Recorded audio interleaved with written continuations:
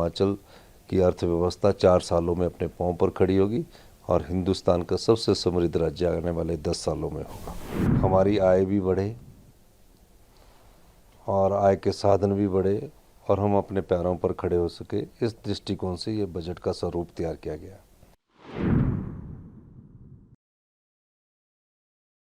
हिमाचल प्रदेश के प्राकृतिक सौंदर्य को देखने के बाद और यहाँ के वातावरण को समझने के बाद इस प्रकार का बजट पेश करने की जरूरत पड़ी। मेरा मानना है कि हिमाचल प्रदेश में स्वच्छ जलवायु हो, पोल्यूशन कम हो और जहाँ हम कम कर सकते हैं पोल्यूशन को, उस दृष्टिकोण से आगे बढ़ना चाहिए और हमारी आय भी बढ़े और आय के साधन भी बढ़े और हम अपने पैरों पर खड़े हो सके, इस दृष्टिकोण से ये बजट का स्वरूप तैयार किया गया। हम इलेक्ट्रिकल व्हीकल्स में जा रहे हैं। हिमाचल प्रदेश देश का पहला राज्य होगा जहां प्राइवेट ऑपरेटर्स को बस खरीदने के लिए 50 लाख रुपए दिए जाएंगे, सब्सिडी दी जाएगी। टैक्सी के लिए 10 लाख तक की सब्सिडी दी जाएगी। आपका ट्रक खरीदने के लिए 50 लाख तक की सब्सिडी दी जाएगी। क्यों दी जाएगी? इससे 2 फायदे होंगे। एक तो हम इलेक्ट्रिकल में कन्वर्ट हो जाएंगे और दूसरे जो सब्सिडी लेकर अपनी गाड़ियां चलाएंगे उनकी आय भी बढ़ जाएगी और उनके जीवन यापन का तरीका भी, जीवन जीने का तरीका भी में भी सुधार आएगा, जीवन जीने के तरीके में भी सुधार आएगा।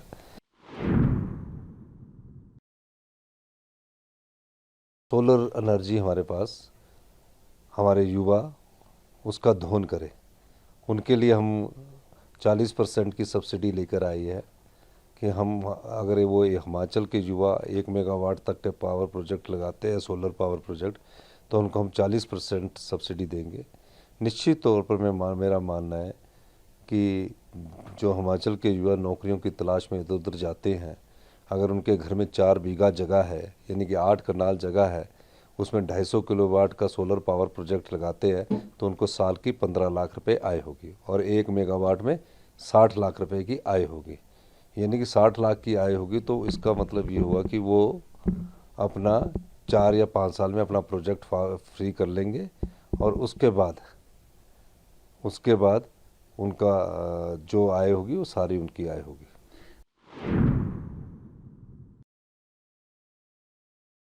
रिसोर्स मोबिलाइजेशन में 3 महीने में 2 बड़े चीज़ें हमने करके दिखाई। पहली चीज़ है हिमाचल का बहता सोना, जो पानी, जो नदियां हिमाचल की बहती है, जिससे और प्रदेश तो संपन्न हो रहे लेकिन हिमाचल गरीब होता जा रहा है, उस संपन्नता को मजबूत बनाने के लिए हमने वाटर सेस लगाया। किन पर लगाया? 172 जो हाइडल प्रोजेक्ट है। जब वो अपनी कमाई कर चुके हैं, मतलब जो प्रोजेक्ट बनाने में उनकी लागत आई थी वो पूरा कर चुके, अब वो प्रॉफिट कमा रहे हैं, ऐसे प्रोजेक्टों पर हमने वाटर सेस लगाया और हम चाहते हैं कि जो कमाई पूरी करके और ज़्यादा प्रोजेक्ट लगा रहे हैं उसी पैसे से, उस पर हिमाचल के को 30% रॉयल्टी मिलनी चाहिए, जो कि 12% मिलती है। इस दृष्टिकोण से हमने रिसोर्स मोबिलाइजेशन की तरफ बढ़े हैं।